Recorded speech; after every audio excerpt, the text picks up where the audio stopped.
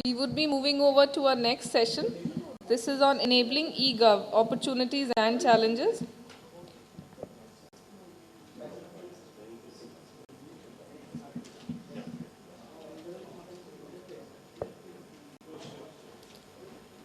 I'd like to invite our panelists for the session to kindly come to the dais and take their seats here. The chair for the session is Mr. Abhishek Singh, Director, DETI, Government of India.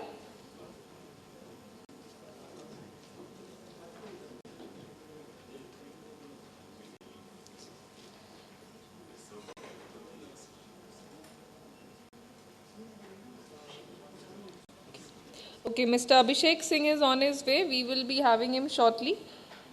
Mr. Gagan Verma, National Head, Government Business for Polycom India. Arvind Mehrotra, President APAC and Middle East, NIIT Technologies.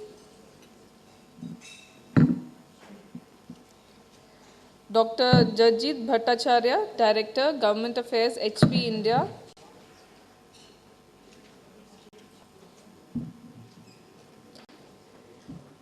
Jagdeep S. Kochar, Executive Director, IT Encode Solutions.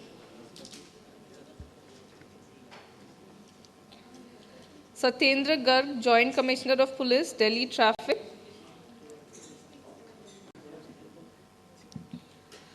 Golok Kumar Simli, Principal Consultant and Head, Technology, Ministry of External Affairs, Government of India.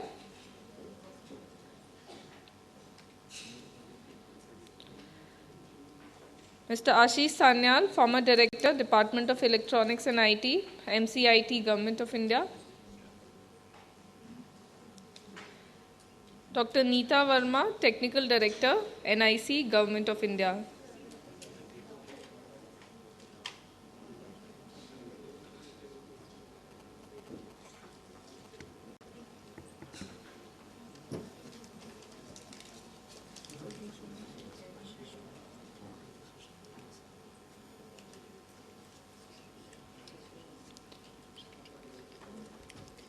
I would request Mr. Ashish Sanyal to kindly moderate the session.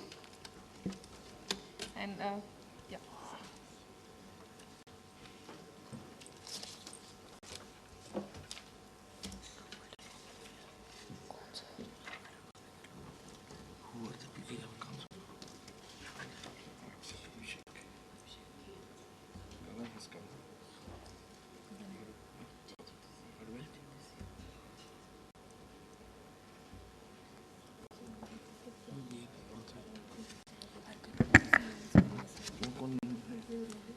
He's here only.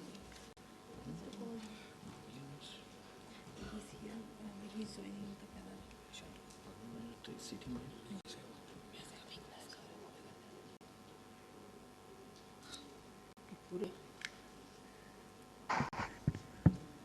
Okay, ground stuff can you deepen?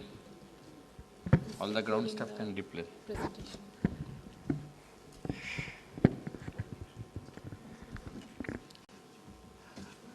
Okay, good afternoon. I believe the Abhishek is on the way. I just spoke to him 5 minutes back. So till he comes, then I can. This is enabling eGov, opportunities and challenges, and we have got a very eminent panel here. Mr. Arvind Verma. Gagan is here? Yes. Gagan is here. Gagan Verma is there?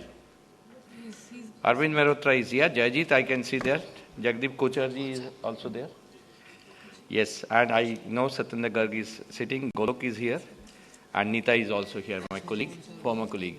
Okay, somebody can just look if the Abhishek is there, he can be brought. So let him come, yes. If Arvind is sitting there, then let him come here. Please come. I saw him there. So, okay. So Abhishek is coming. So he's on the way. So without losing much time, so let us start with this session. We know the subject, opportunities and challenges. I think it is being mentioned by the several speakers since morning, and I think I have to also take my bit. So I will request first, let us start with Jayajit, Dr. Jayajit Bhattacharya. You can very briefly give your identity quickly, yourself.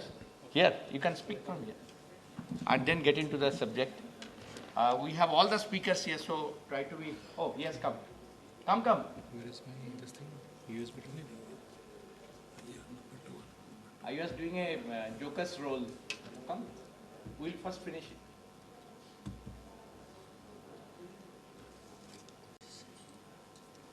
So we are joined by Abhishek Singh. He is the director Do you in have the the USB? IT department, my former colleague. Is there? We have started. Sir की video call पे जो अभी डाला folder copy किया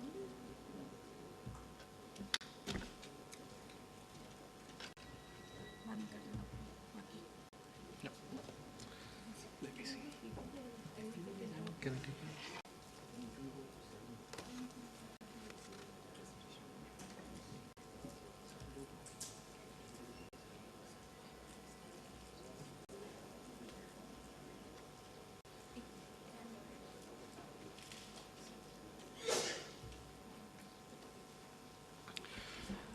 Okay, as Ashishda told me to give my own introduction, I'm Jayajit Bhattacharya and I work for Hewlett Packard as their director for South Asia. So I'll quickly go into the issues itself. And sir, how much time? do I have? Maybe 7 to 8 minutes. But everybody, fortunately, everybody is present. Yeah. That's good. So we'll have a plethora of ideas being shared. So essentially, we'll go back to first principles very quickly and see what is e-governance. I'm sure it's been repeated many number of times.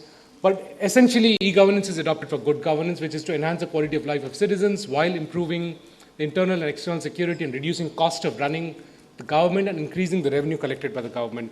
That essentially is what good governance is. And that gets translated into this kind of a picture.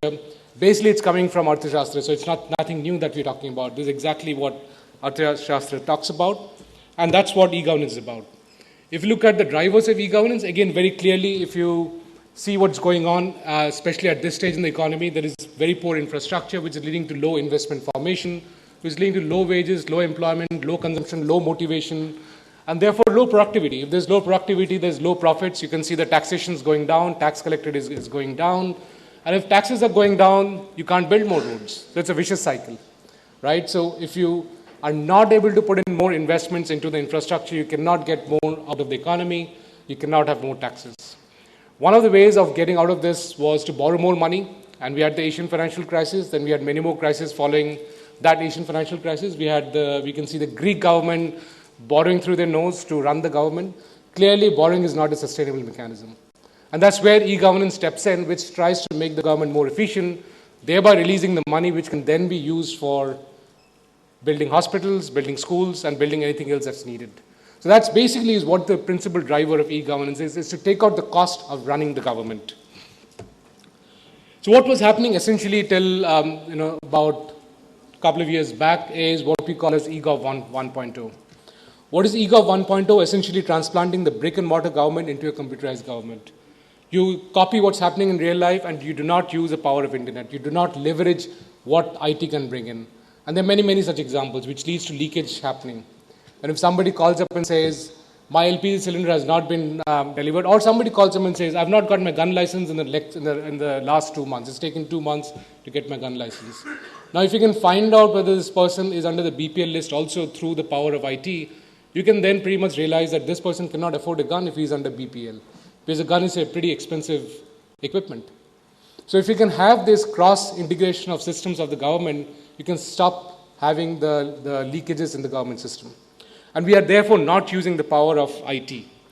There's continued limited indirect participation of the citizens. In fact, if you are sitting through the next session, we'll talk about the impact of that on the citizen itself through the session on e-politics. That we are electing people, we're electing our MPs, thereafter we do not have a say in the government. And that should change, and that's what is eGov 2.0. There's absence of pure play e-governance solutions. In the commercial world, you got a Google.com. It's got no equivalent in the real brick and mortar world. We don't have anything similar in eGov. There's a need, there's a crying need, but we don't have that. There's no significant cross-departmental solution. There's limited process reengineering that does not necessarily leverage the full power of IT. It's devoid of Web 2.0 tools, and there's no focus on SOA. That's a pun intended. Those who are in IT would know SOA means service-oriented architecture. We're talking about service-oriented administration. What we have is a tax-oriented administration. We are not looking at the ability to use IT and the monopoly over data that the government has to actually garner extra revenues. And therefore, you can have a service-oriented administration which can actually get revenue because of the special services delivered. We still have focus on taxation being the primary source of revenue. And therefore, we have the emergence of what we call as eGov 2.0, which is an evolutionary step towards a more efficient, inclusive, and participative government through adoption of a set of new trends in business models, operational models, financial models, and technological models. And these are the opportunities that we're talking about. So we talked about the challenges, and these are pretty much the opportunities, and that's what we need to create in order to move forward.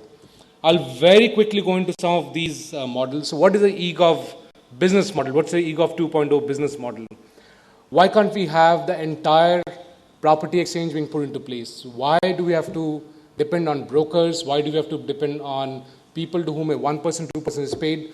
If the government sets up an entire system wherein you can find the buyers, like the stock market, do the mutation, do the sales deed, do the mutation, do the transfer of deed, and take out the problems of a deed-based registration system that we have in land records and kind of make it a semi-title-based system, we also take out a lot of inconvenience from the courts, because 70% of the courts in the civil courts is because of land records-related issues.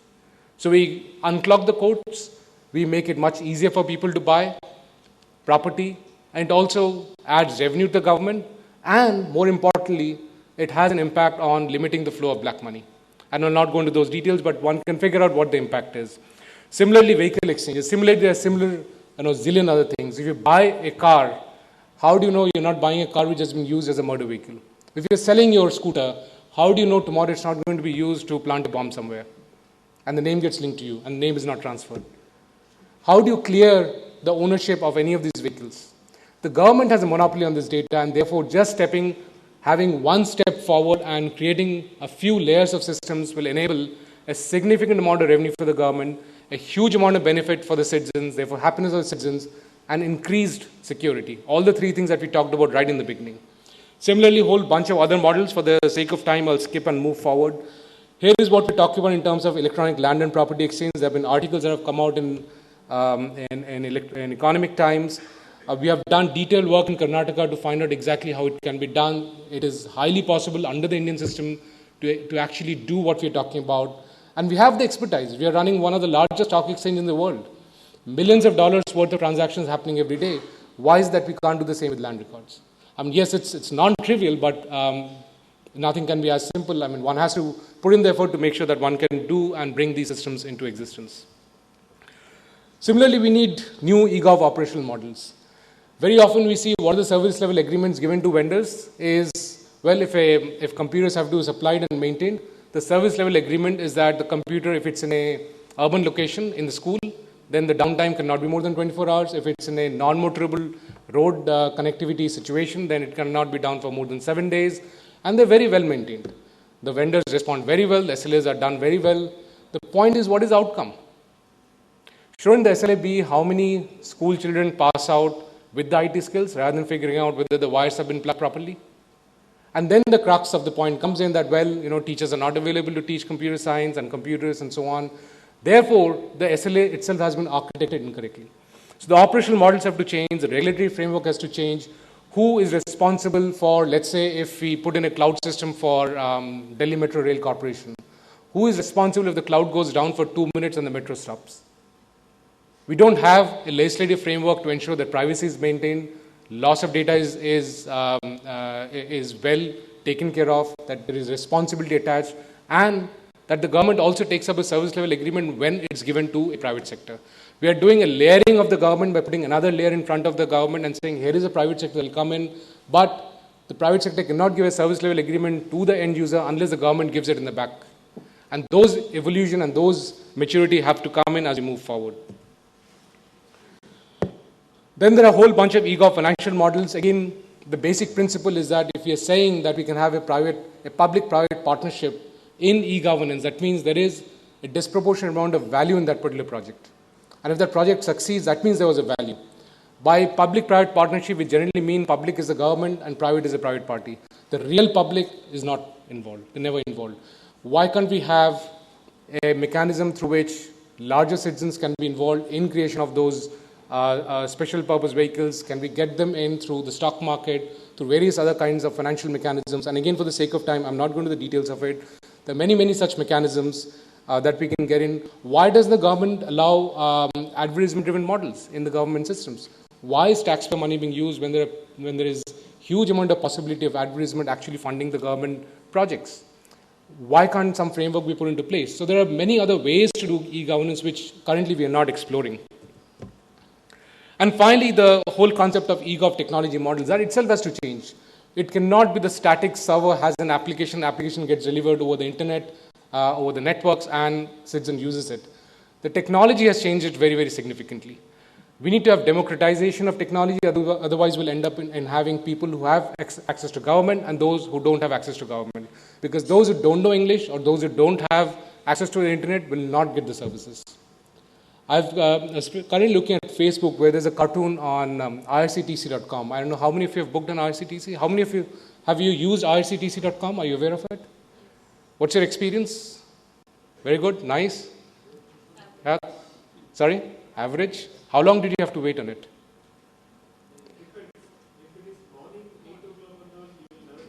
Right. That's when all the Tatkal tickets are getting booked. So there's something wrong in that system, right? So this cartoon shows that, you have to forever wait. You put the credit card in, you don't know whether the transaction is going through or not, and shows somebody's, balancing themselves on a thin rope connecting two buildings, and it says that's what IRCTC is. You don't know whether the transaction has gone through or not, whether your credit card is charged or not. You don't know whether you can get the ticket or not. So in those kind of situations, you need to have elasticity of the system itself. You need to have, like at 8 o'clock in the morning, more CPUs being pressed in. Those are different requirements that we have. And therefore, the kind of technological models we need are significantly different. So if you look at the techno-commercial challenges, you look at the kind of problem you just mentioned, 8 o'clock in the morning, IRCTC doesn't work. Does that mean it has to invest far more number of systems to just take care of the 8 o'clock traffic? Well, perhaps there are other kinds of models. The other problems that we see is there's no IT cadre for supporting the government systems within the government. It's very limited cadre that is there. There's huge amount of cost, huge amount of complexity. There is challenges in terms of managing the information security and sanitization and so on. Very clearly, if you look at a solution, cloud becomes a very, very straightforward, no-brainer solution. And the point is that if it's a no-brainer solution, why are we not adopting it? I think it's high time that we should start adopting cloud in e-governance. And therefore, what the government can do is the core business of doing governance. And there have been many other governments which have adopted cloud, and those are new models that have come in. And obviously, there are challenges to even adopting cloud, and some of the challenges out there. So what are we talking about when we went through all these models, eGov 2.0, all these challenges? We're basically coming back and talking about the three principles that whatever we do, if it's IT, BT, whatever, at the end of the day, the three pillars of governance should get supported. Thank you. Thank you, Jajit, for giving a very interesting. Jajit's talks are always very interesting, and he gives everything like what needs to be done has clearly been said. The next speaker will be Ashish. Okay. Everybody is come. Gagan Verma is there. So, since for want of time, we would like the speakers to limit to the time which we have. So, we will request Mr. Arvind Mehrotra, President APAC and Middle East NIIT, to give his views. And request you to be a bit precise so that we are able to complete in time.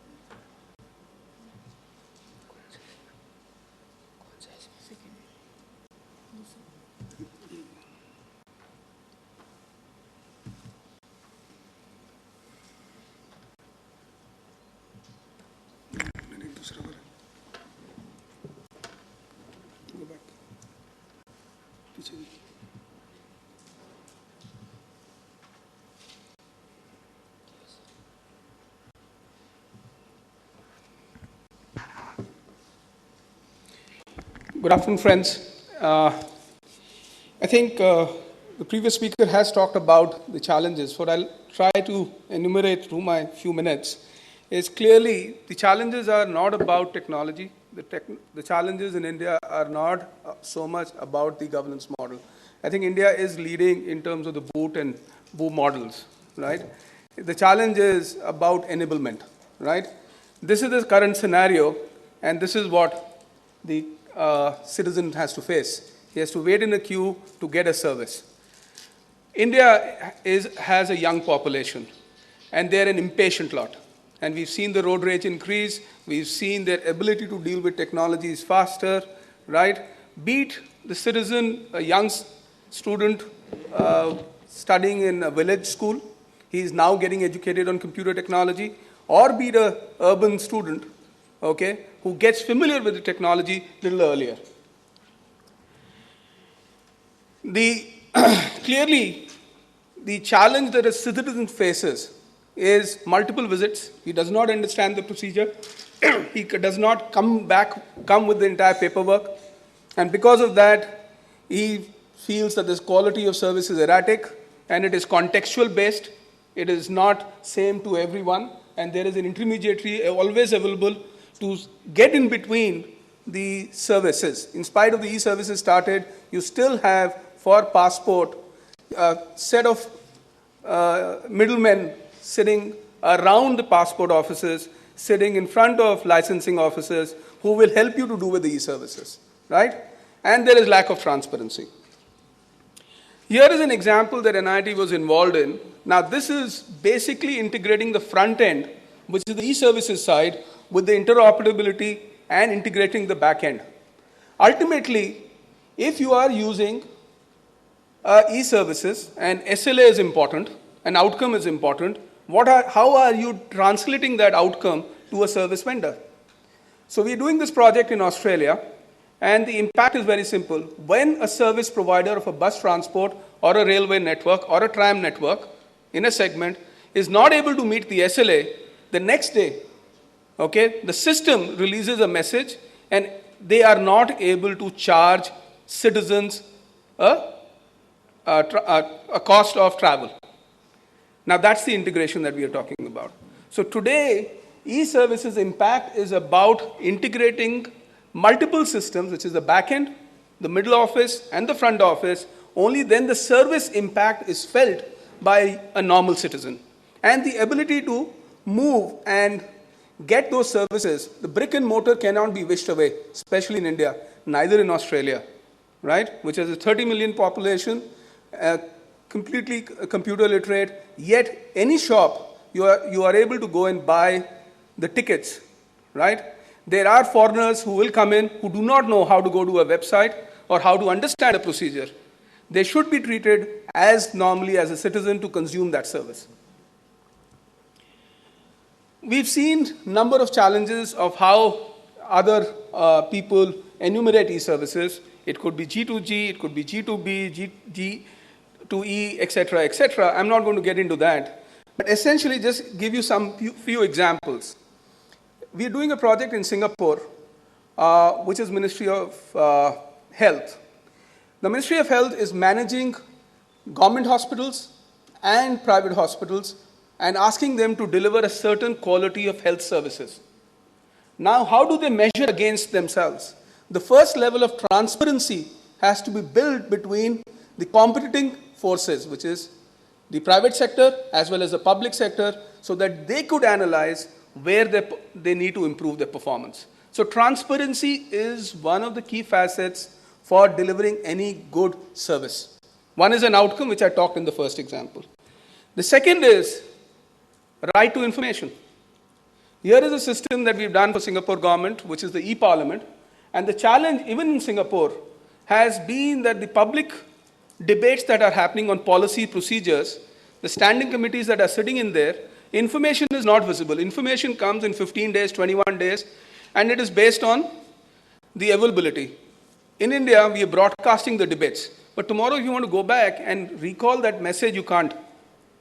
So the conversation with the citizen of what is happening on a policy and how that policy will come and how do you participate, get them participate, is a very important element. Now, this has got no e-service. He's not consuming a service. But essentially, it becomes an e-service when he wants to buy that report, when a businessman wants to buy a report of saying, what's the impact of this policy so that I can start addressing my business concerns, addressing my business risks.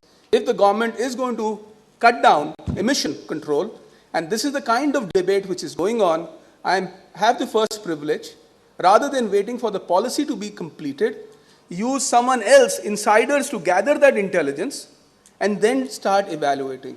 So e-services, this should not be just restricted about government being able to issue a license. E-services has a broader context, right? It is about participation in accessing and interacting with the government. The other is, we've talked about it, the benefits can be many more. I'm not going to spend time on the benefits. My previous speaker has spoken about it, and I'm sure the following speakers will talk about it. But will talk about some challenges. The challenges that we've seen, especially in Indian market, as we are operating, is the whole area of data preparedness. The systems are made ready. The data preparation starts after the system has been designed and delivered. That causes the biggest challenge. So people will come and inaugurate the system, but the information, the data is not there, and you are not able to deliver the service. The data that is there in the legacy system to deliver a consistent quality is not being uploaded on time, or not sufficient amount of data has been loaded. So you are not able to trace a record right in the history. You're able to do it in parts, right? The other is that when the project is implemented in a municipality, you can only get that information in that municipality side. You can't go to, say, in Uttar Pradesh government side and link it to the municipality. So these are systems which are existing in silos. They don't talk to each other. And lastly, the organization ability to manage the new change, preparedness for change, change management, training, enablement is the biggest element. Because you may put computers, you may have smart offices, air-conditioned places, nice front offices, but if they do not know how to deal with the system efficiently and effectively, they cannot deliver the service on time, on the SLA that has been put there on a blackboard, that this is the SLA you'll get. So our learning in one of the projects that we did, which is the whole area of Kanpur Nagam Nigam, the number of people who come into the system, a lot of processes are not documented, in spite of being a government organization, in spite of being a government department. It is subject to interpretation. And every time a leadership change takes place, there is a process change. And getting and documenting and agreeing a process itself is a humongous task. And most of the projects get delayed because the process change and process is not well defined, the current process and the target process. The second is, and I was amazed here, this is a project that we've done for Ministry of Defense for Ordnance Factory Board. This is a procurement system. And based on our normal human experience and interaction with the bureaucracy, we felt that will not flow through. This system went live last year, 30th March 2011.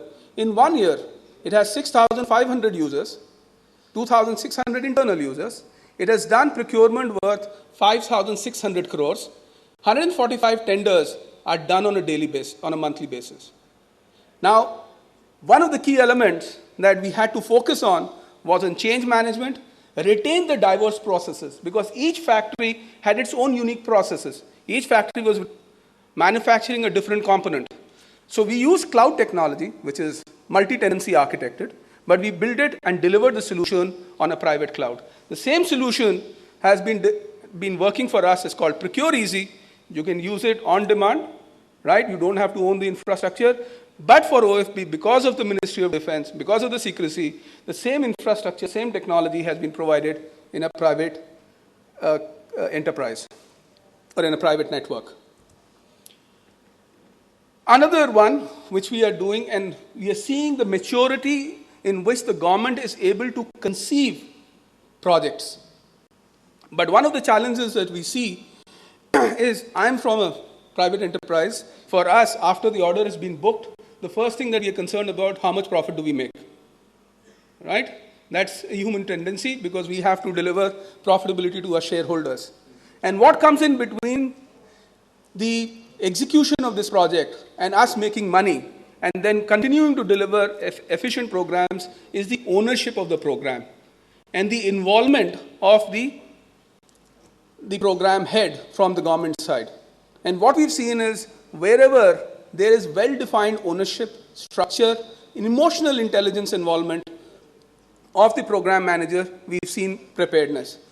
So just to give you an example, the challenge in Tamil Nadu, because they've done computerization in the past, they started focusing on carrying the past data and being able to do in Tamil as well, managing the information in Tamil, because FIR is filed in local language. Just 1 minute. Okay. In Jharkhand, the challenge has been about hand-holding. Not too many people have been exposed to computers, remote villages, right? So they're focused in the design and with us on how will we do the hand-holding. It's a common RFP, right? And the case of UP, it's largely about change management. Districts are large, right? They have not used a computerized system. They've been largely used to manual systems. They will have to be taught in Hindi, and the systems will be in English. How do you help them to migrate and leverage that system?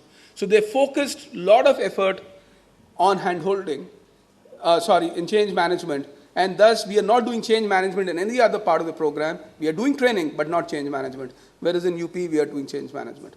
So one of the key things is to enable e-services as a provider of being the front end to the government for delivering certain services. I just wanted to share certain challenges that we face and certain opportunities that exist, and we've seen in shades of projects that we've done. Some have done very well, and some we need to struggle, and I think those are the learnings that are available. Thank you so much. Thank you for highlighting the key issues and challenges as was brought about by Jayjeet also, and their experience in giving examples internationally as well as the projects that they have been involved with within India. Next, I will request Mr. Satyendra Garg, Joint Commissioner Police, New Delhi, whose name is synonymous with the use of technology and social media for improving the day-to-day life, and that is what governance and e-governance should be.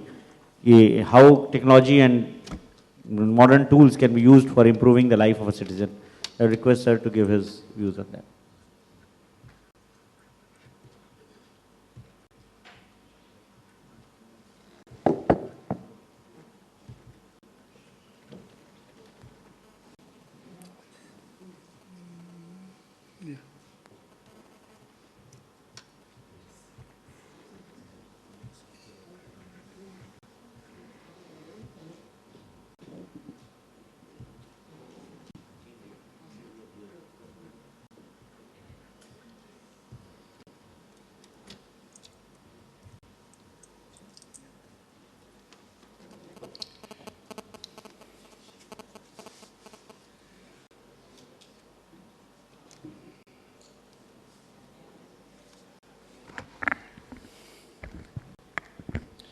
Well, good afternoon.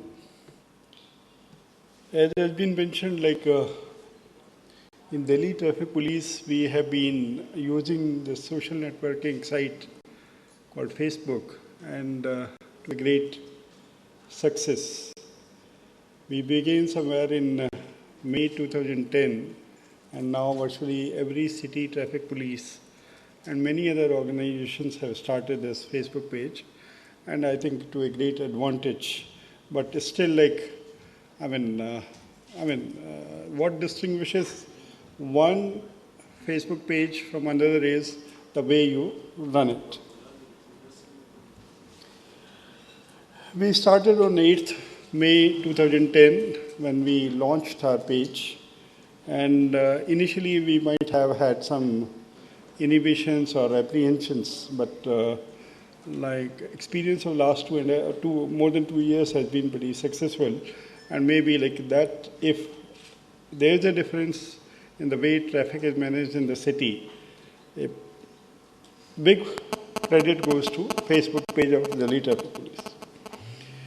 idea behind the concept was two-way communication between road users and traffic police. Because unless you know like what is the perception, what is the problems on the ground, maybe like you can't effect improvement. And that was the idea, and that must be valid for every service organization if they want to do the job.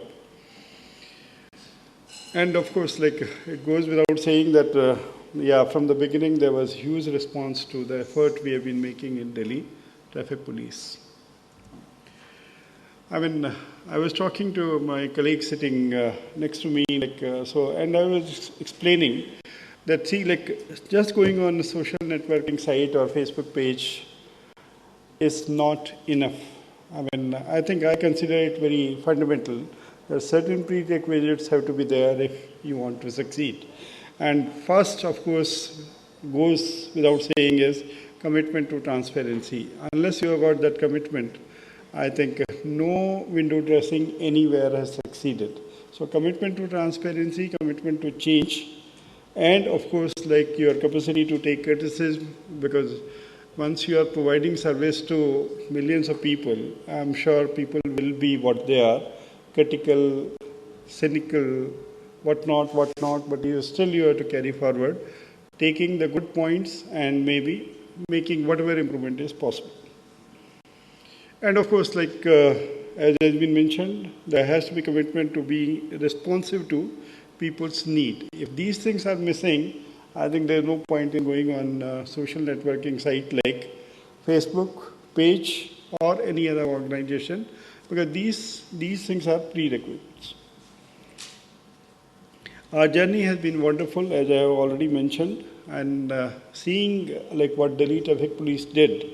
Other city police have initiated their Facebook page, and not only traffic police, many other government departments have gone on Facebook page with different levels of success and experiences.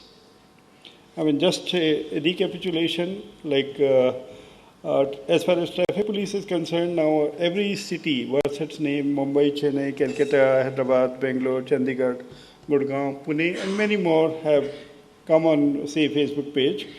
Of course, with various degrees of success I have mentioned, while Delhi has gone ahead and of course, like 1,20,000 people are connected. I think others who are doing well is Bangalore with 37,000 people, Chennai 28,000, but other cities might not have done that successfully.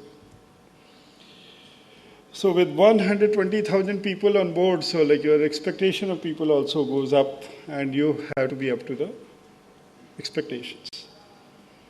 And like in last 2 years, we have got 37 lakh, that is 3.71 million posts, and daily we are getting about 1,000 odd posts, which is a huge task in itself.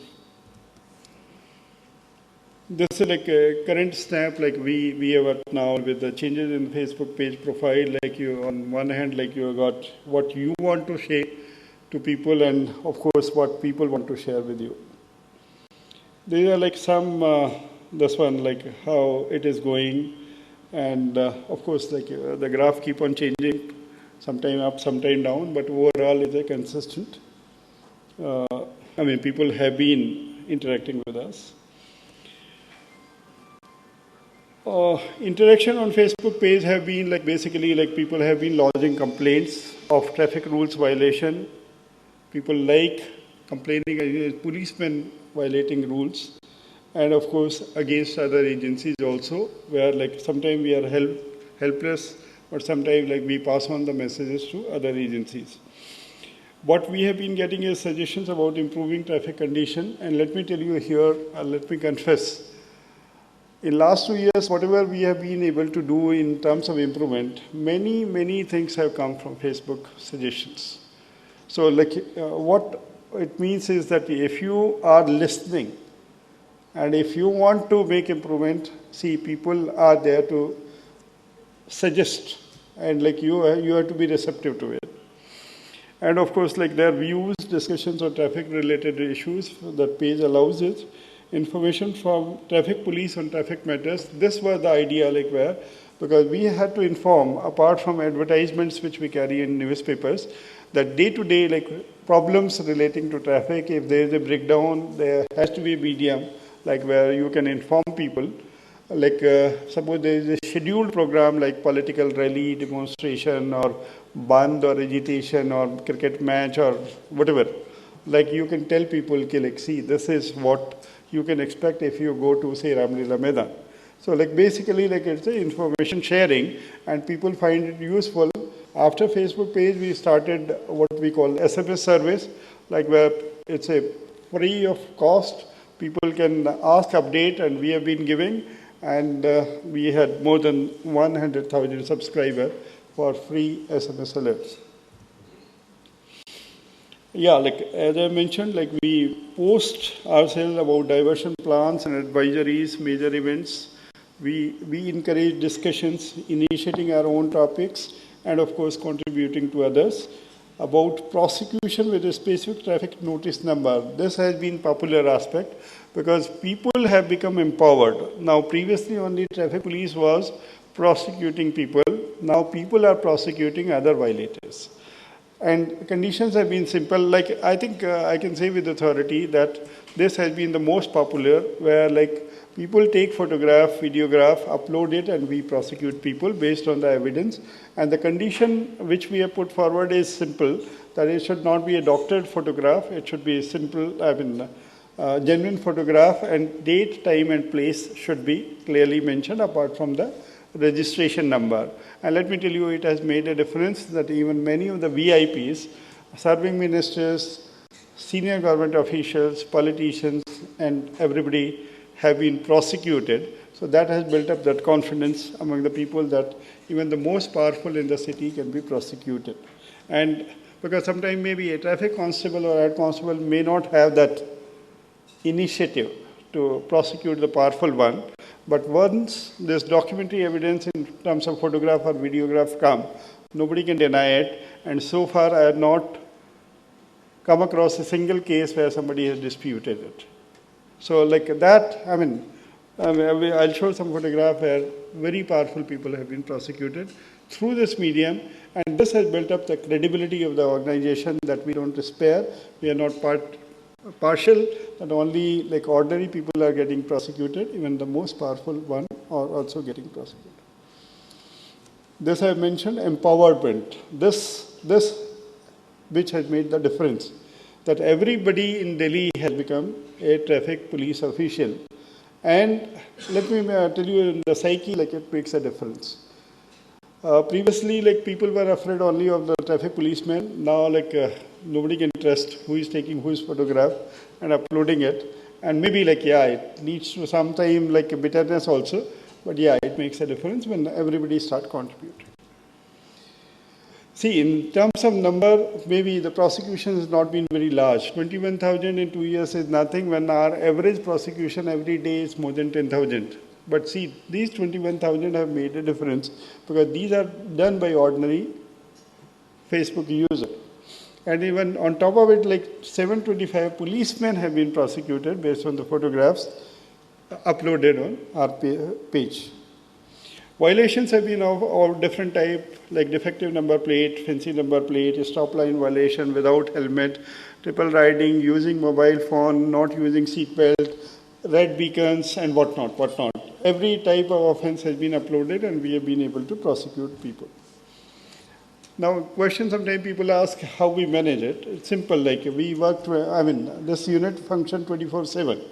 We have got shift system, where at any time at least 2 people are present, and they keep on monitoring, one on regulation aspect of it, which takes care of say traffic jam or say breakdowns, congestion or something like that. Get in touch with field formation to get the rectification done, and second unit keep on taking care of the violations uploaded and taking the prosecution process. We have got dedicated teams in touch with field functionaries. This unit is integrated with control room, helpline, email, SMS alerts, and of course, critical issues are thrown at senior levels, like senior hierarchy of traffic police. Infrastructure, I mean, it's not much, like you require a computer system, broadband connectivity, photocopier facility, telephones, and not many people. One inspector, he's not only supervising only this one, other things also, but only dedicated persons like 6 constable and 2 sub-inspectors are overall looking after this unit. In brief, it is an excellent tool for honest feedback on traffic issues, empowerment and participation by people. Critical, cynical responses have to be taken in stride, which we get in a large number, and method for putting fear of God amongst the most powerful people, this unit has become. I'll show you some photographs, like how, there's basically like total tinted glasses, and like it is written all is well, but we have said all is not well. Like we communicate as a good work, like this health constable chased accident. Somebody who had done the accident in the process recovered 38 crates of liquor, and once I uploaded, of course, people appreciated.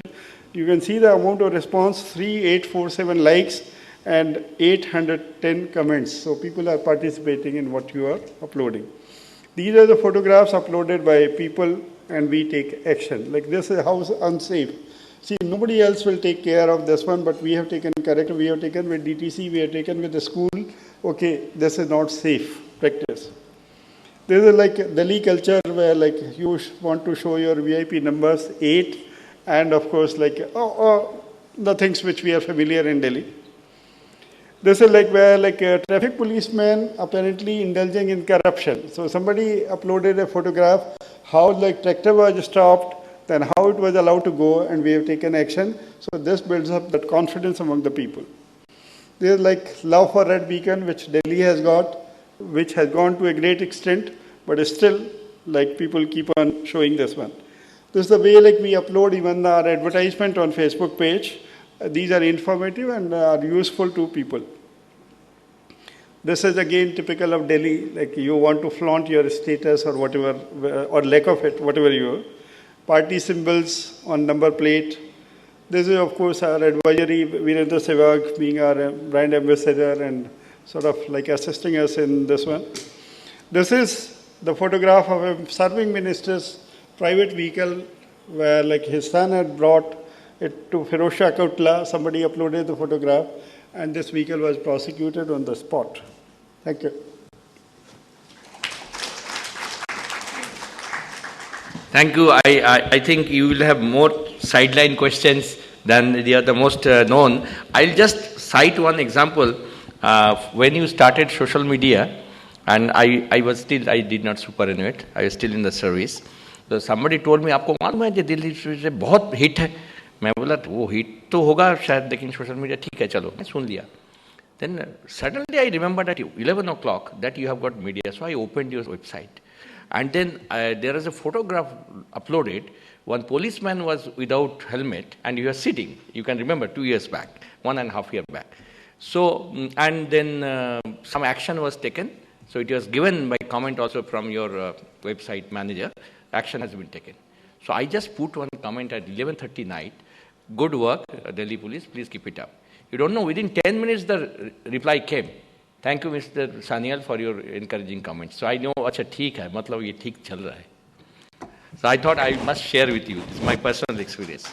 बहुत ही अच्छा, very commendable. MEA is also had started. You must be knowing MEA, External Affairs. They have also started, and I also had the privilege to listen to the Joint Secretariat. Very good. So without spending much time, I will request Gagan to come, and Abhishek has disappeared. He is actually going to US for 1 year. So it is the last day in the office. So he had a lot of compulsion, but he had a video chat to be talked. So I had taken him there. That was the idea. He's not coming back. So please keep the time. Fine, no problem, sir. So very good afternoon to you. My name is Gagan Verma and I am from Polycom. I look after the government business for Polycom. So I am here today to talk about the connected to collaborative government, how the visual communication gives an actual impact in the entire governance, in the e-governance. How can we actually see the impact of visual communication in all those applications? So there was a time when video conferencing, the traditional advantages of video conferencing used to be time, cost, risk, and carbon emissions. But gone are those days. And there are actual applications which have come up since last 4 or 5 years in the video conferencing, in the visual communication space. Like you see, President Obama during his visit having a citizen engagement with the villagers in Rajasthan. So you can actually see the impact. And I would also like to cite one more example. During the Osama bin Laden attack, so the White House people were actually able to see the entire operation live. So, and they were able to pass the instructions live. So this is what the impact of visual communication comes. I will again here give one example. Suppose if you have an audio conference call today probably at 5 o'clock in the evening.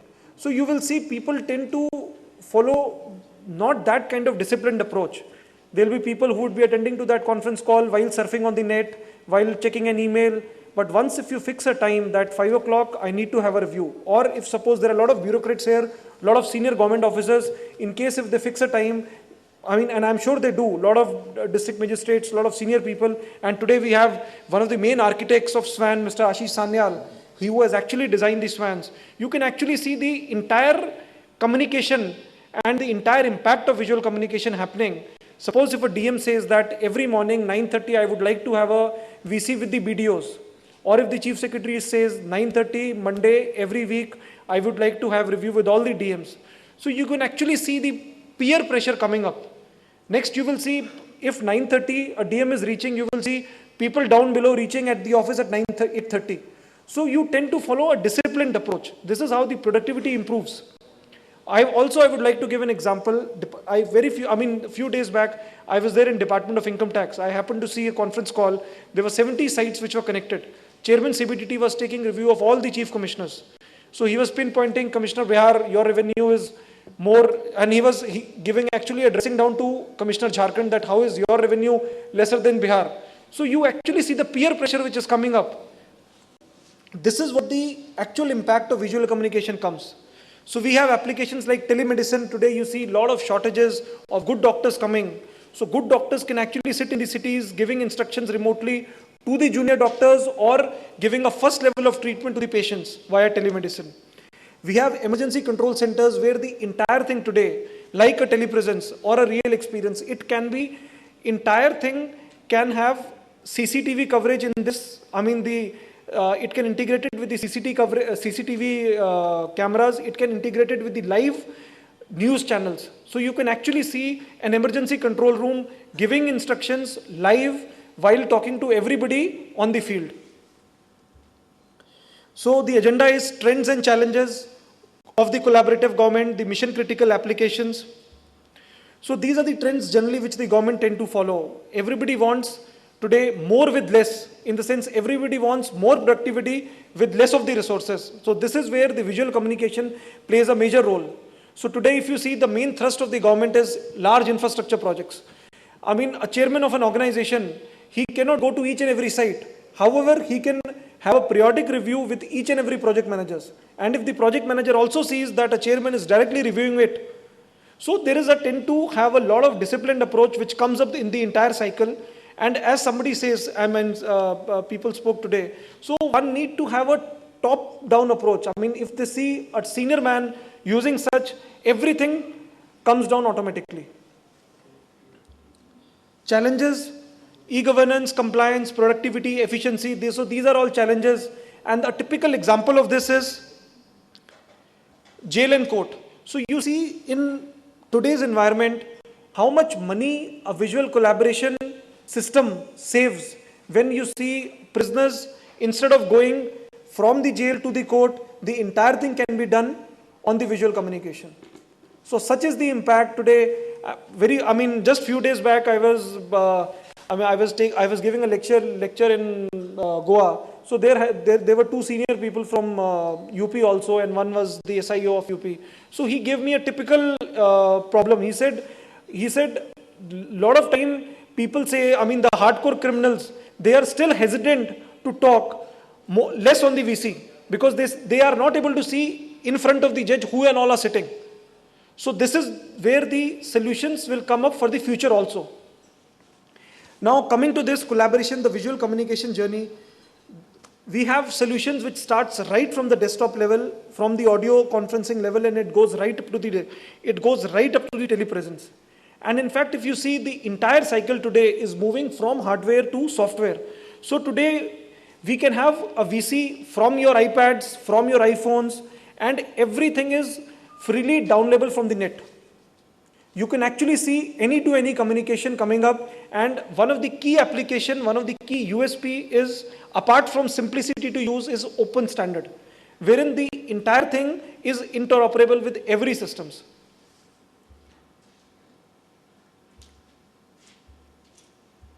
So these are the drivers today of visual communication. Today you see, we expect, and this is as per the Gartner report, we expect 320 million tablets to be sold by 2015. So you will gradually see cameras coming on these tablets. You will see the mass adoption of visual communication happening in next 2 to 3 years. People are already talking about 4G. You can actually see on the iPads, on your tablets, you can actually have a video call. Gartner predicts that cloud computing market by 2020 would be 241 billion. So just see the value it carries today. Similarly, on the social connected sites like Facebook, Google, Twitter, or YouTube, so you have a very different impact when it comes to visual communication. So collaborative government, as I told you, video conference or visual communication helps in collaborating all the departments. Whether it is utilities, transport, education, healthcare, decisions can be taken very fast when the thrust is there from the top.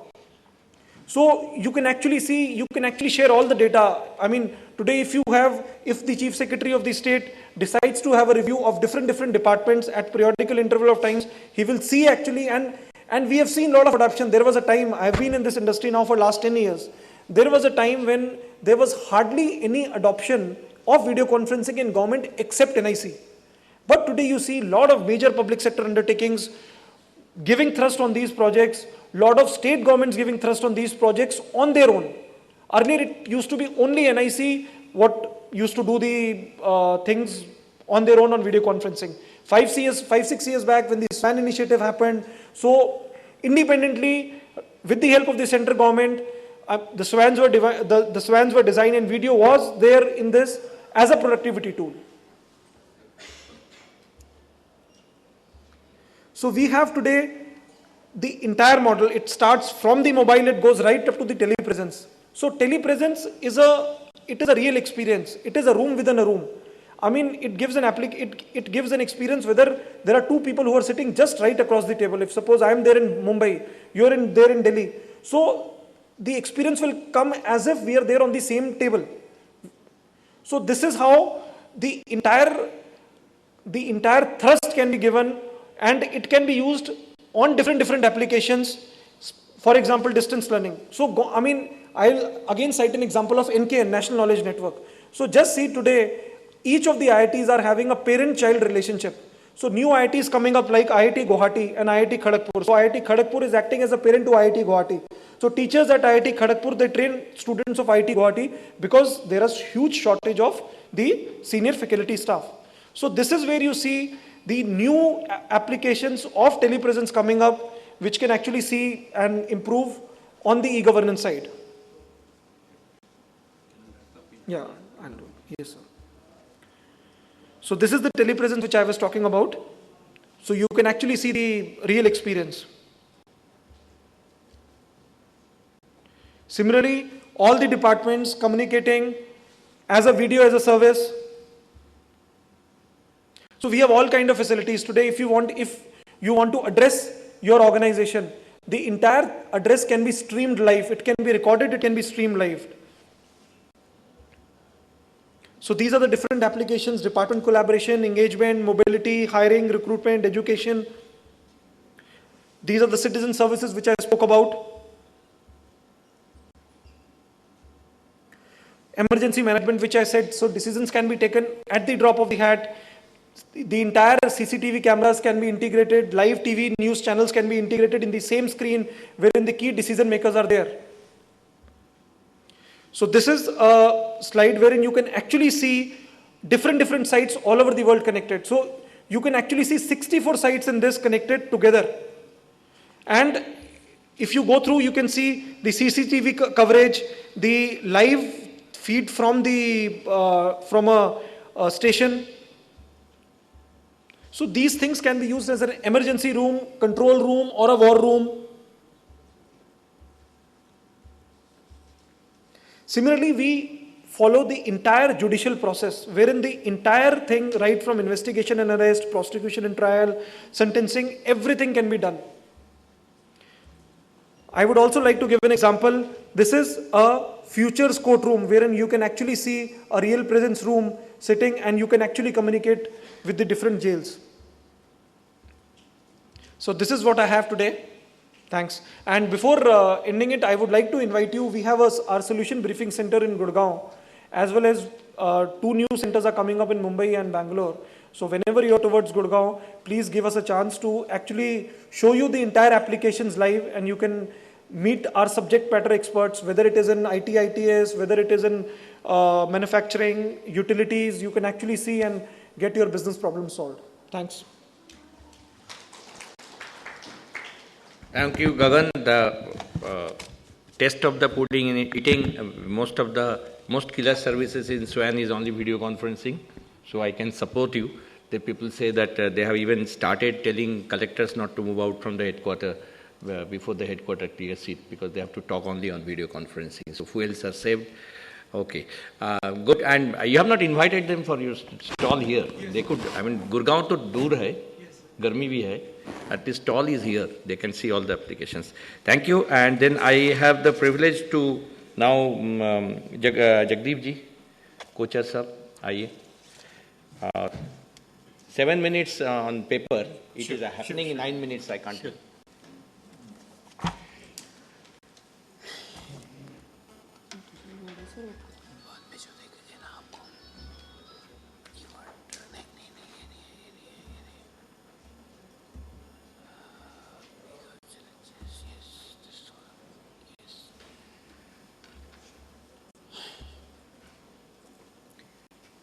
Good evening, ladies and gentlemen.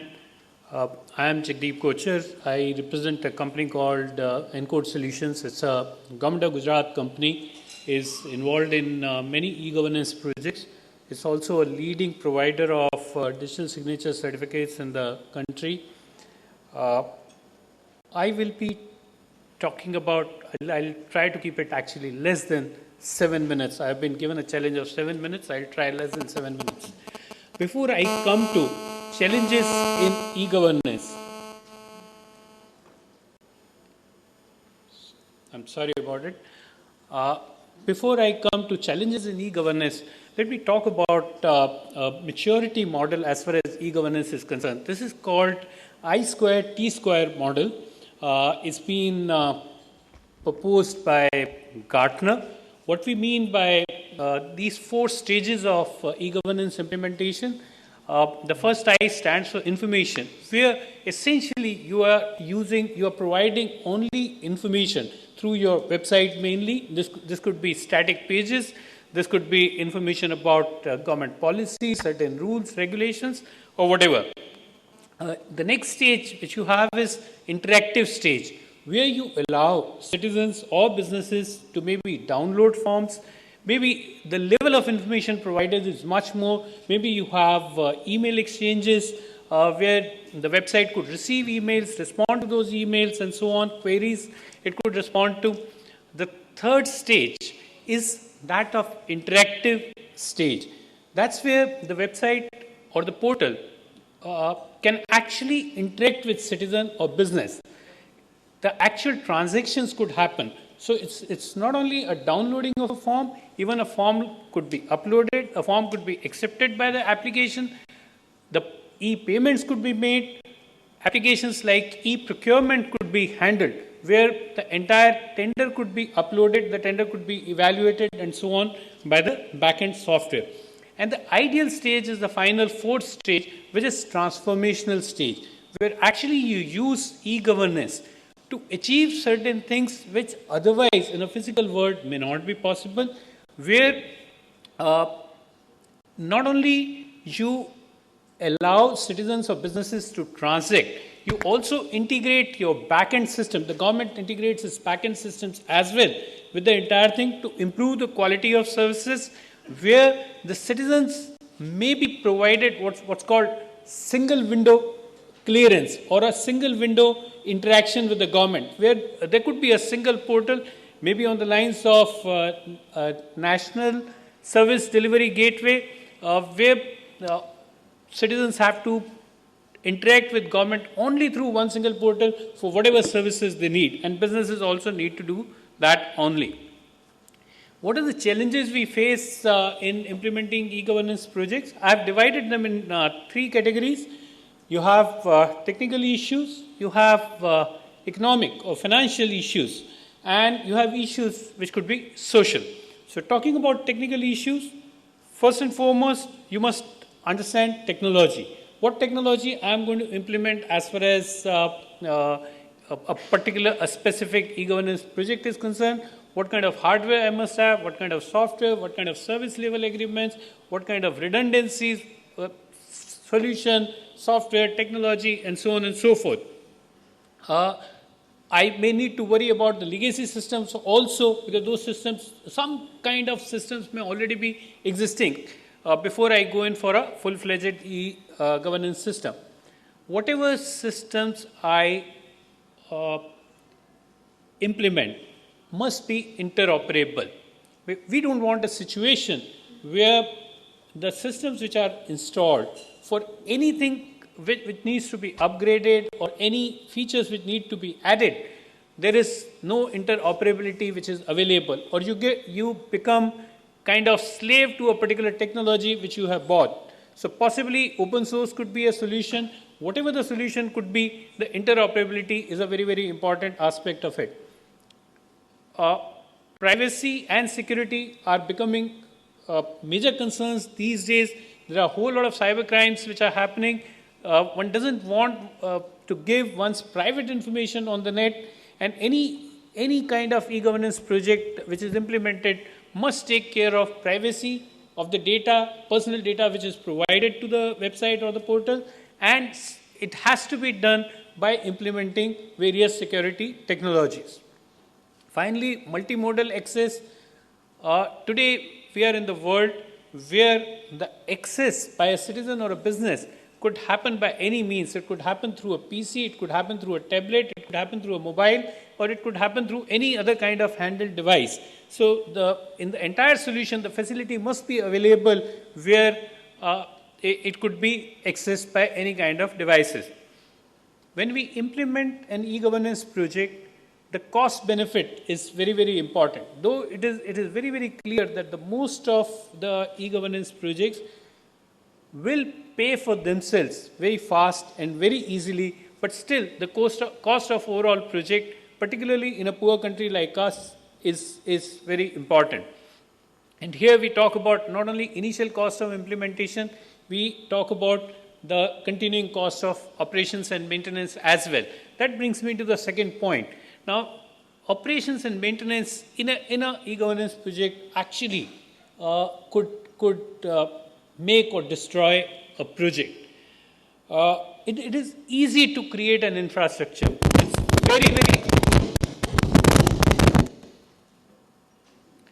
It's very difficult to maintain an infrastructure. Creation of an infrastructure is a concentrated activity lasting few weeks or few months, while maintenance of an infrastructure could mean daily grind. And we maintain one particular infrastructure, and once I calculated that there are 145 activities which we must handle on a daily basis. All of these 145 activities have to be perfectly addressed. I'm talking about e-procurement project for Government of Gujarat, which we have been handling for last 7 years now. These 145 activities, if there is a compromise anywhere, the chances are you will not have 100% level of service which you want to give. And in an activity like procurement, 100% is what is ideal, and 99.9% also sometimes will not do.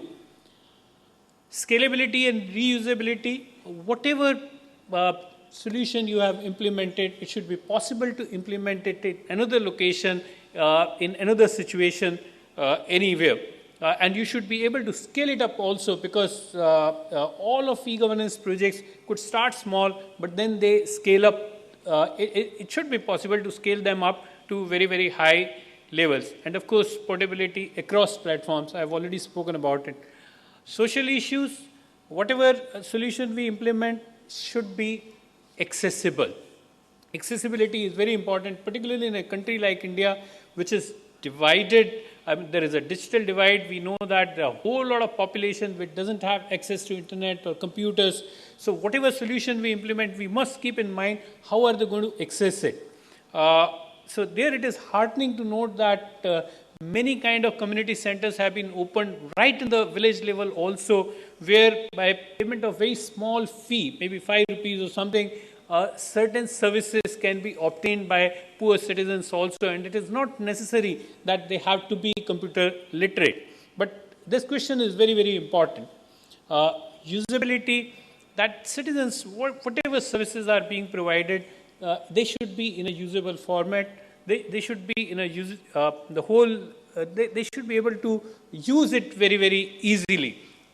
And finally, acceptability. What happens is this whole thing moving to e-governance is a transformation, is a different way of doing things. So therefore, acceptability in the stakeholder community is very, very important, and the concerned government may have to make a lot of effort to ensure that it is acceptable by all the stakeholders concerned. Finally, 3 steps to implementing an ideal e-governance kind of scenario. Think big, have vision, what are we going to achieve, how are we going to achieve it, and so on. Start small and scale fast. Graphically, this has been represented like this. Well, that's about it. Thank you. I could share a lot of experiences, but 8 minutes is too short a time. I guess I have maintained that. Thank you. Thank you very much. It's a very unpleasant job. I am doing it. But thank you. And yes, it is many important points you have highlighted, that which is overview. So I will request now my esteemed colleague, Dr. Neeta Verma from NIC, Technical Director. You know about any website which is hosted by, she has a role to play. And the india.gov.in is her baby. Please come.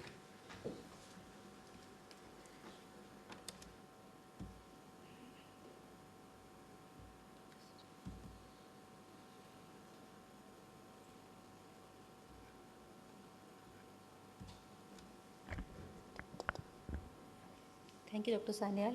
Good evening to all of you. See, delivery of information and services to citizens is one of the important aspects of any e-governance initiative. Now, whether it's information... There's connection. It's not coming. Now it's... Okay. So when it comes to... So government is either delivering information or information services, as some call it, or it's transactional services, which one is talking about. When you look at the information which is being presented either earlier in print format and now you see on the websites and portals, most of this information is pre-packaged. It's built from a single perspective. And we have n number of stories around seeing that any data given sliced and diced in different way can give altogether different perspectives or can call out different valuable information out of this particular data. And moreover, this data information which is being given, it is not in the machine readable form. So as a result, even if you want to use this data, consume through your application and bring out a different perspective, is not possible today. Similarly, in the case of services, the user experience always continues to be a challenge. And this complicates further in the case of government because of the sheer number which is the target audience for government. Any application launch, you always have millions who are going to access this application. And these people come from very diverse demography. They have different cultures, different kind of socio-economic backgrounds, and IT awareness that way. So designing an application which can, or a service for that matter, which can cater to the requirements or which can give a good user experience to all these people becomes a challenge. And it gets further complicated with the fact that now people use all kinds of variety of devices to access government websites or services or information. Right from this community center kiosks where you have large screens, to laptops, to small tabs, and in mobiles, and in mobiles also you have Android, Symbian, and all kinds of things happening. It is, and government is very well aware of this, and we keep working towards finding a solution. Every new application coming in government will have a better user experience, but still it always looks like a moving target. Whatever you do, always you have more complexity coming into the complete ecosystem of service delivery. So now I am going to give you, and even if you want to do, it's somewhere is being felt that the two challenges. One, that you need a whole lot of resources. Second thing is the whole population is so huge that trying to understand how each one will be convenient or will really like to have access and application and service is a mammoth task and is not really possible. Government needs to have much deeper understanding of its target audience and their requirements for that matter. So here I give you a different perspective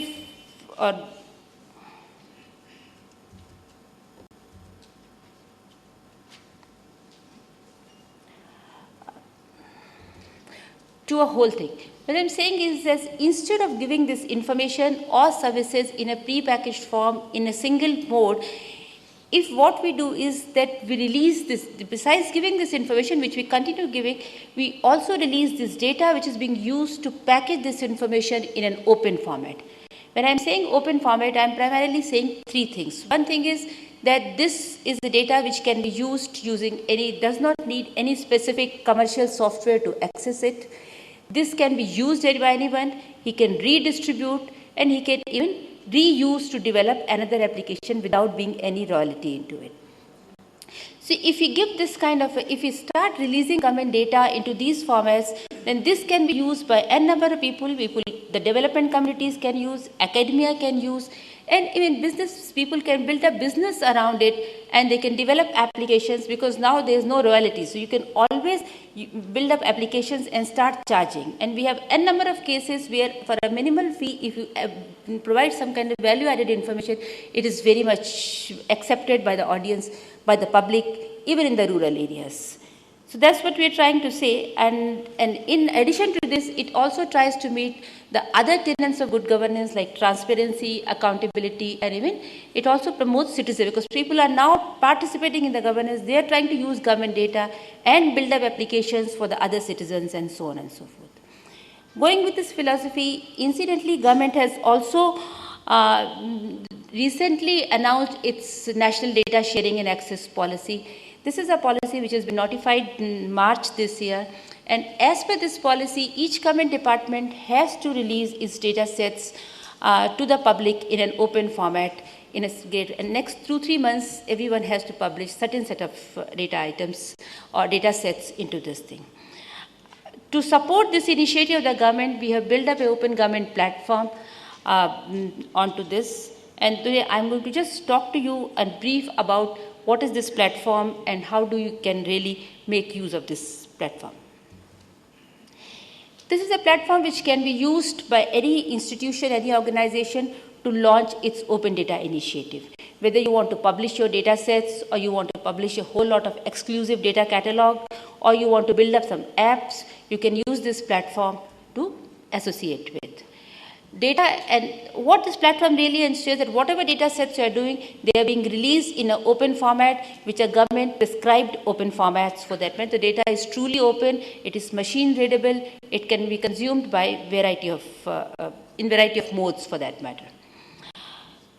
In the positive time, I'll just take you to a schematic diagram of this. This is how this whole thing works. It basically has two ends of users, government on one side and citizens on the other side. If you look on the left side, it's basically any government institution, whether it's a department or ministry or any other organization for that matter. They can publish their data sets And this can then be processed, because obviously when you're releasing these data sets, you need to still comply with, even if you do not have privacy laws and all, you still need to comply with issues of privacy, you need to comply with the issues of national security and others. So data has to be processed through a certain workflow, approvals have to be sought on it, and finally data gets released on this thing. And once it is released, it can be then accessed on a single data portal. So all data sets consumed, published by various institutions in the central government as well as state government other, will be available to you in a structured format which can be easily discovered, which are complying to certain metadata. There's a whole lot of work has been done. You can directly download these data sets and start building applications around it, or you can even build applications. You can build mobile applications, you can build any applications, we can periodically take data from it. You can build visualization, you can visualize the data. Supposing there's a whole lot of CSV formats or tables, you can transport them into charts or pie charts and all, and can have a better understanding prior to developing applications. Or you can write applications and directly consume this data into your applications to make apps, different kinds of apps and all. Then as you see in this particular case, there's a whole lot of component of innovation and whole lot of component of community participation. Therefore, what we are saying is that government releases the data, and people around, the communities around, will be consuming these data sets to build applications to give better services to the citizens. Once this is there, same data set can be used by n different people to offer the same service, similar service into different parts of the countries, where you can address this question of languages, access this question of devices, you can have mobile apps, you can have an app for iPhone, you can have an app for Android. And then you can have a small business model around it, which we have already seen always works well. To take it further, so therefore, to connect to these data sets and what is public asking for, we have also built a component called communities, where these communities will be developed around various areas of interest, who will basically then drive the whole thing further, that what kind of data sets government should release, and what kind of data sets and what kind of apps should be then built around it, so that people really get the kind of services or information they need. I have a very strong belief that as it goes, you will have altogether a different paradigm of developing government applications than what we are doing, where we are just doing one large project, doing one application. Is just going to change in a big way once we have these data sets available, and now we have a policy to support us. In terms of features, as many speakers said, whenever you build this portal out of it, it's universally accessible, it complies to all Government of India guidelines, is highly customizable. This is how it actually looks like. One of the instances of this portal, as you see, it has all accessibility components, personalization components at single point you get. This is how the backend looks like, just to make you convenient. For the people who are going to contribute, publish their data sets on a single dashboard, they'll be able to see. In this particular product, we have also built a huge component of a citizen engagement. I'll just take the screenshot straight in the paucity of time.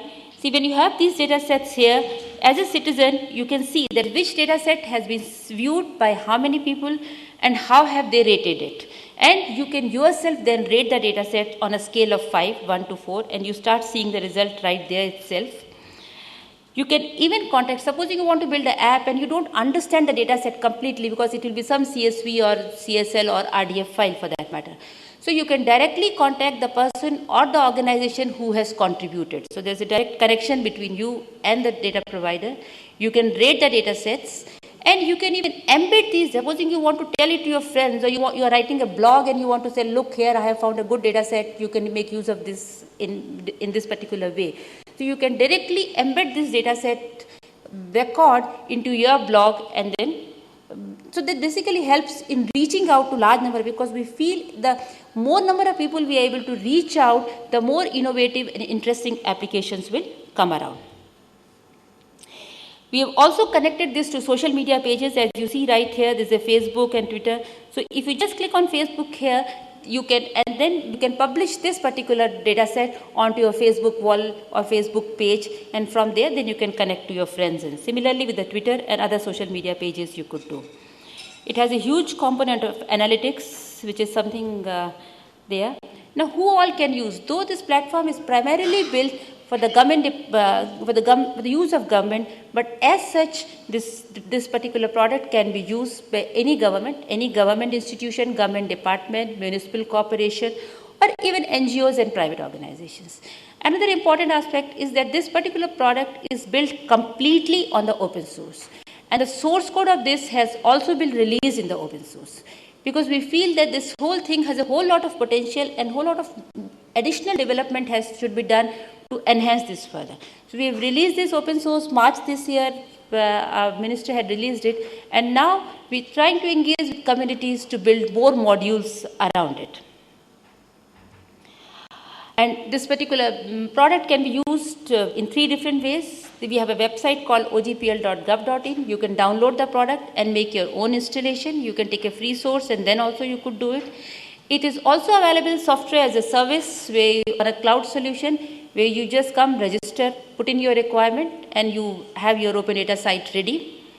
You could also use the National Data Portal and start building your catalogs as a part of this. You can build your individual catalogs, your subject-specific catalogs, or you could simply contribute your data sets onto it and then embed to your websites and pages. Just a history of this particular product initially was developed as a bilateral collaboration between India and US during the visit of US President here. And now, though US government has come with data.gov initially, and while building this, we basically had built in, earlier we were running India, we are currently on india.gov.in. So the best practices and features of both the products were used, and the new solution was then built up, and both the countries are now committed to deploy this solution in their respective open data initiatives.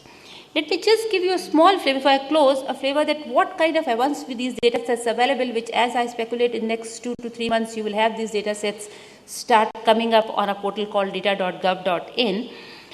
What kind of applications you'll be able to build? Like supposing you can build an application for a farmer community, it could be a mobile app or anything, where he could get what is the nearest agriculture mandi, where he can get best price for his crop. You basically need 2 to 3 data sets, that's where, and which will come from 3 different sources. You have agriculture market prices already coming up. You have these mandi locations already available. You have maps and their coordinates also. Once you have these data sets available from 3 different governments, you can develop an app and you can just see what kind of wonders it can do to our farmer community. Students, nowadays we have this time of results and all. If supposing I have an X rank, if a student has an X rank in IEEE and AI, and we are going more and more into single exam kind of a mode, the day rank comes, you should be looking at the past trends, you should be able to find out which is the college and which is the discipline you are likely to get. What you need is basically last 5 years data of the allocations vis-a-vis ranks. Once you have this, you can also build the application, and now this application could be built in different ways by different people, and a whole lot of innovation can be done, helping those students who are really stressed at this point of time, trying to get admission, as well as the parents. For a villager where health is definitely, there's some spelling mistake. For a villager, we can, supposing if you have location of hospitals and the kind of treatments you are giving, you can build an application where from his cell phone he can find out in an emergency which is the closest hospital where he can get treatment for a certain disease. Or for a girl child, supposing she wants to know that what kind of government schemes are available for her to finance her higher education, so they should be able to access these kinds. So this is the kind of applications which could be built, and the whole lot of, and please understand, government cannot really get into building these applications because different applications have to be put up in different ways to cater to requirements of different communities. That is why I feel that if government releases the data, either a raw data or in-between data, transactional data, to public, a lot of these applications could be built, and since this data is royalty free, so you can even build business models around it to use it. That's all I have to say. Thank you.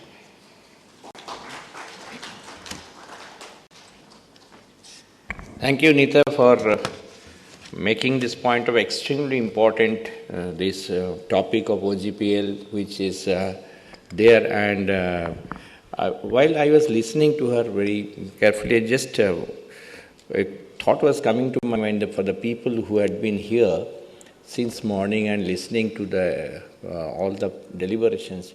Don't you think that whether late or whatever it is, are you not going in the right directions तो मेरा एक ही चिंता है, अगर ये सब पूरा implement हो जाएगा तो ये सब एजिटेटर्स क्या करेंगे, जंतर मंतर में क्या होगा, ट्रांसपेरेंसी के ऊपर जो लोग बचे हुए हैं नॉन ट्रांसपेरेंसी के ऊपर एजिटेट करके वो क्या करेंगे.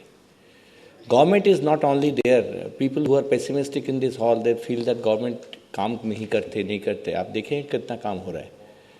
10 years e-governance में काम चल रहा है slowly and steadily. Then we have brought other issues like e-services bill. Then we have other issues, legislation and acts. And there are still doubting Thomases are there all over the government, outside the government. Nothing is happening. But it is not so. We are not Singapore. Singapore stretches for 45 miles by 30 miles. We have got 22 official languages. I always try to say, अगर America 300 साल पहले 22 language लेके शुरू होता था, तो I would have liked to see what America would have been today. 62 years पहले हम लोग के पास क्या सिचुएशन था. Anyway, this can eat away whole day. Before I request the last speaker, I wanted to ask you, how many people here in this hall do not have a passport? Can you raise your hand? Only one person. So that shows the importance of the last lecture. The person who is Golok Simli, he is the head of the technology and principal consultant of Passport Seva Kendra project. So except one person, you will also now know how to get a passport. So a lot of reforms are coming there. Passport has got a problem of the signature. Otherwise, they must have done by this time the complete e-passport. That is not act. He will tell. I'm not a competent person to tell what are the still struggling pain areas of a Passport Seva Kendra to become completely online, so that you can do it from your home without visiting the Passport Seva Kendra. That's still not happening, but there are 72 Passport Kendras. Golok, 72 Kendras will, 77 Kendras will come. Anyway, let us hear Golok Kumar Simli, principal consultant of the Passport Seva Kendra project and the head of the technology in MEA. Golok. You have a video film also? Second video film, hai na?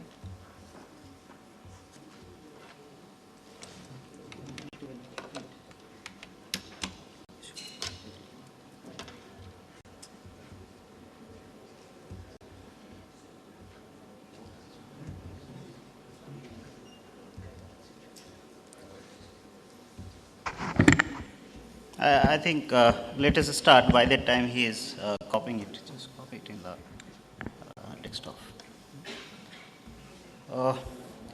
Very good evening to all of you.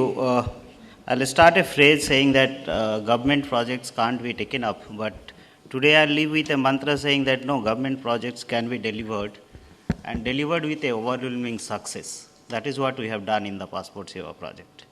In fact, after the entire rollout of the 77 Passport Seva Kendra with all the technology side, all the process side, all the man management issues, right, change management issues, handling the union at one side, all those have been taken care, and I strongly believe this project as a part of National E-Governance Plan, where we have taken 27 mission mode project.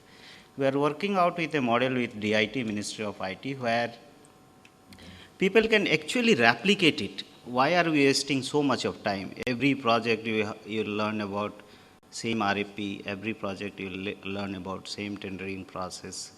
Every project you learn about same re-engineering process. Every project you will have hurdles of unions, buying in of employees. But here we are trying to invent a model where we can replicate across all the MMPs. Now, I'm very proud to say that today the Passport Seva project has already been rolled out across the country. That means 77 Passport Seva Kendra are already live and operational across the country, which has been again certified by a third-party agency, another government agency called STQC, which is a third-party agency for us. They have given a successful certification for the project last week itself. So by itself, it means that this project has been taken up. When we started this project, there are huge challenges. Let me tell you why have we taken up this project and why every mission mode project before going ahead with these large and voluminous projects, the context should be very clear. The focus should be very clear. What is that you are going to do, and how is that you are going to do? Now, when we started Passport Seva project, we have basically three things in mind. There were three things in mind. One was the volume. I mean, today, like Mr. Sanyal right away asked, how many of we have passport in this audiences? I think everyone of we have passport. Now, that was the volume. I mean, December 2011, we issued around 75 lakhs of passport. That is around, if I count the missions also, 70 lakhs in fact. And every year we are growing by another 15-20%. So that is the volume we are talking about. So that was the mind in the back end when we started the Passport Seva. The second thought was, how do we service so much of people across the country? We were having only 37 passport offices across the country. But then we thought, if this is the case, how will you service so much of people across the country? Then we started building up a partnership project called PPP partnership in eGov town. And then we have added another 77 Passport Seva Kendras, which is already live and operational. So this was the second thought. Then third and foremost thing, which is any e-governance project, or rather that's a governance issue. Everywhere there is a corruption, there is a middleman, there is a tort, there is no accountability, there is no audit of it. So that what has to be built up in this Passport Seva project, and we have done that. I can very much, and I'm sure that we have done that. Today you don't have to approach any tort, today you don't have to approach any agent to get a passport. You can apply very easily, take a time, have an appointment, go to the Passport Seva Kendra, have a passport. So these things were, three things were in mind, and we started the project having these three things, how to address it. And our focus was very clear. Let us not diverse from this focus. First, you try to achieve whatever you have decided to achieve, and then probably think of integrating, collaborating with others, exchanging data with others, whatever other things you are trying to do it. Now, I'll not go into a presentation mode because there are many slides which I thought I'll go through it, what are the learnings. But I think this video will give you a complete view, what all we have done and how we have achieved the entire project success.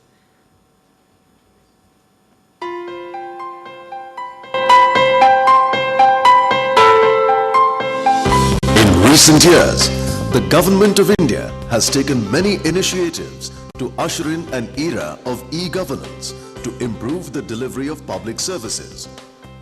The National E-Governance Plan includes many high-impact e-governance projects that have been identified as mission mode projects. One such project focuses on reforming passport services in India. The Ministry of External Affairs is responsible for issuance of passports to Indian citizens through a network of 37 passport offices across the country and 178 Indian embassies and consulates abroad.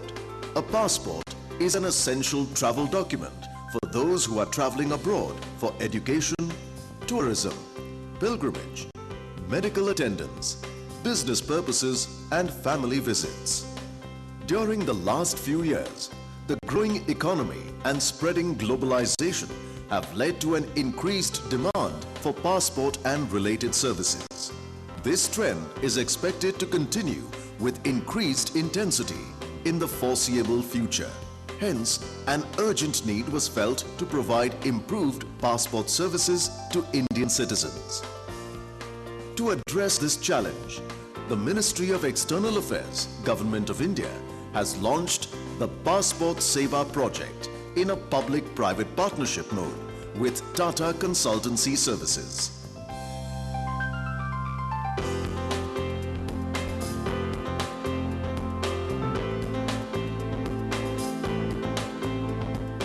Passport Seva endeavors to streamline the passport issuance process through a wider reach, improved processes and faster service delivery by effective use of information and communication technology. Rahul Sharma registers on the Passport Seva website and completes the online form. He also schedules an appointment to visit the nearest Passport Seva Kendra. On the appointed day, he reaches the Passport Seva Kendra, where he is guided through the application process up to granting in 7 easy steps. Starting with a thorough security check, he enters the pre-processing area.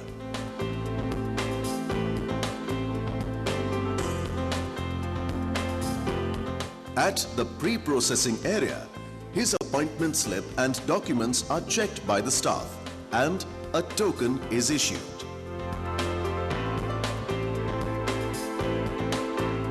He proceeds to a comfortable waiting lounge. Here, he can enjoy several facilities while waiting for his token number to appear on one of the electronic displays. When his token number is displayed, Rahul proceeds to the Stage 1 processing counter.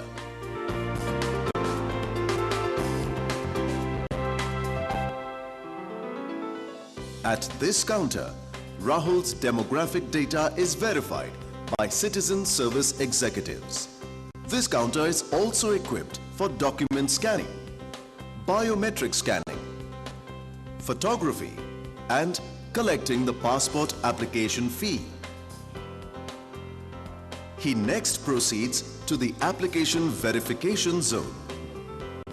Here, officials from the passport office verify his documents for authenticity and completeness.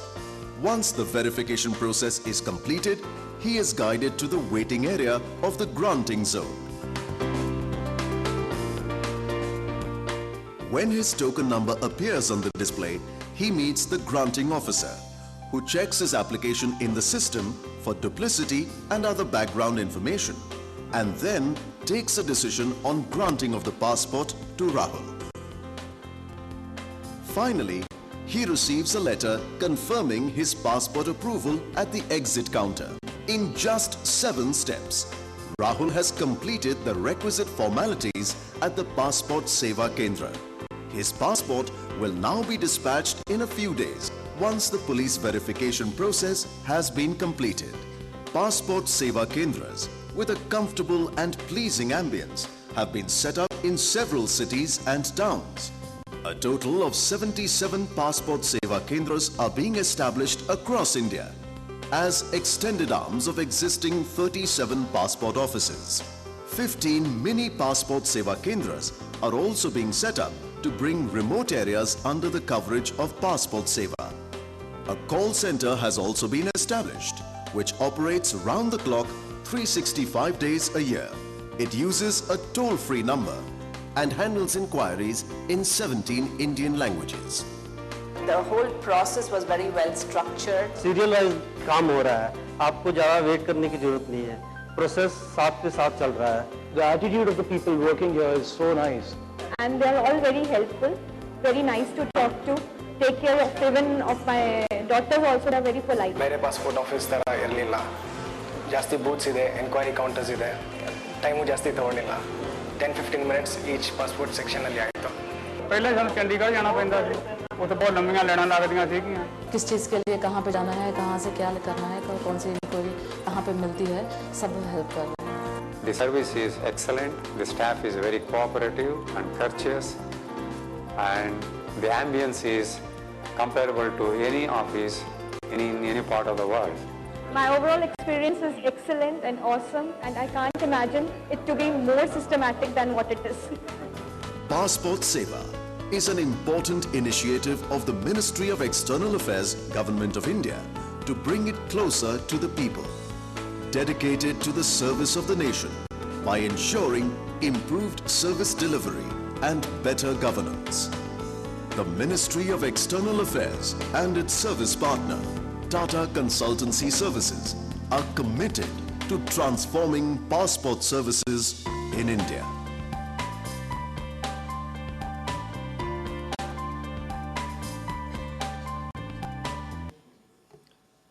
Thank you very much. I'll leave this audience with 3 things, or rather 3 sentences to end up with. When we were starting this Passport Seva project, the main focus was on the service delivery.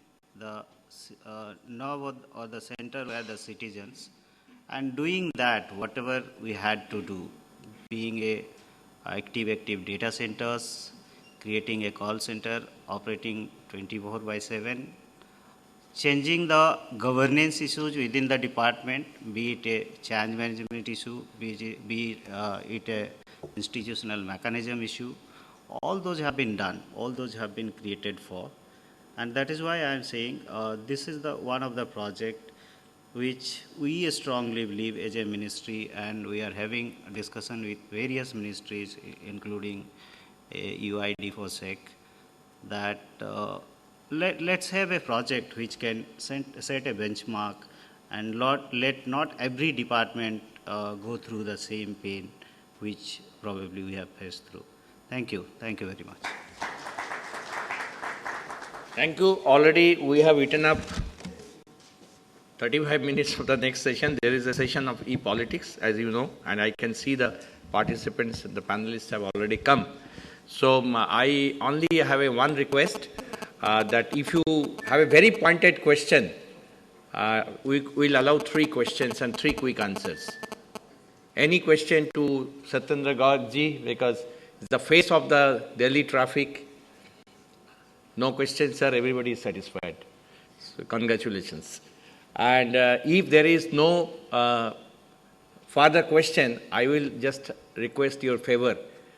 If you really think that Government of India, Government of State Government's faces are changing, please give claps. Thank you. I thank all the panelists, and I give the session to Pragya now.